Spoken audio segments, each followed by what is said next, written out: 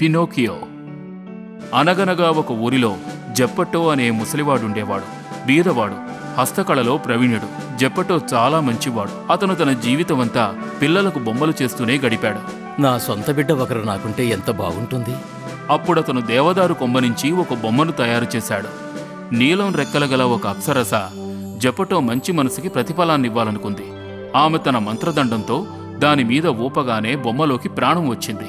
అబ్బా, నేనింతవరకు చేసిన బొమ్మలన్నిటిలో నువ్వే ఎంతో బాగున్నావు. నిన్ను పినోకియో అని పిలుస్తాను. కొన్ని రోజుల తర్వాత జెప్పటోకి పినోకియోని స్కూలుకు పంపించాలనిపించింది. అతను తనకున్న ఒకే ఒక పాత కోటుని అమ్మి పినోకియో కొరకు స్కూల్ బుక్ని కొన్నాడు. అందరి అబ్బాయిల్లా నువ్వు స్కూలుకు వెళ్ళాలి, సరేనా? వెళ్తావు కదూ? అలాగే నాన్నగారు. దారిలో పినోకియో ఒక జిత్తులు మారి నక్కను కలిశాడు. మిత్రమా, నీకు తెలుసా, నిజమైన పిల్లలకు స్కూల్ అంటే నచ్చదు. వాళ్ళు రన్నవే ద్వీపంలోకి వెళ్ళి అక్కడ రోజంతా ఆడుతూ పాడుతూ ఆనందించాలంటారు. కావాలంటే నీకొక టికెట్ అమ్మగలను, తీసుకుంటావా? కానీ నా దగ్గర డబ్బులు లేవుగా. లేకపోతేనే పుస్తకం ఉందిగా. పినోకియో తన పుస్తకాన్ని అమ్మేసి నిజమైన పిల్లవానిలా ఆనందించాలనుకున్నాడు. కాని అప్పుడే నీలం రెక్కల గల అప్సరస ప్రత్యక్షమయ్యింది. పినాకియో, నువ్వు స్కూల్కి ఎందుకు వెళ్ళడం లేదు? నేను స్కూల్కేగా వెళ్తున్నాను.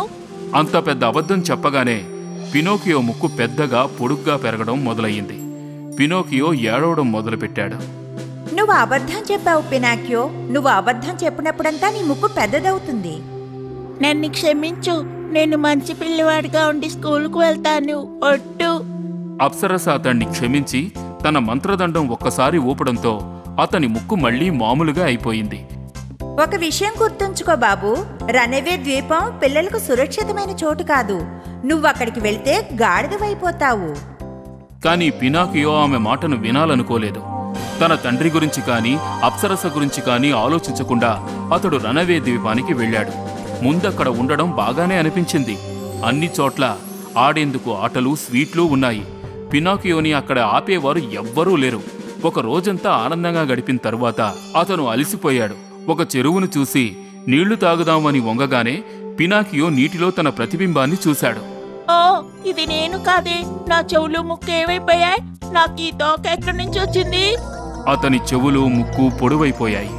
గాడిద తోకలాంటి తోక కూడా మొలిచింది. ఎవరైనా సాయం చేయండి. మరోసారి నీలం రెక్కల అప్సరస ప్రత్యక్షమయ్యింది. బుద్ధి లేని తోలుబొమ్మ, చెప్పానుగా రనవే ద్వీపం సురక్షితమైన చోటు కాదని.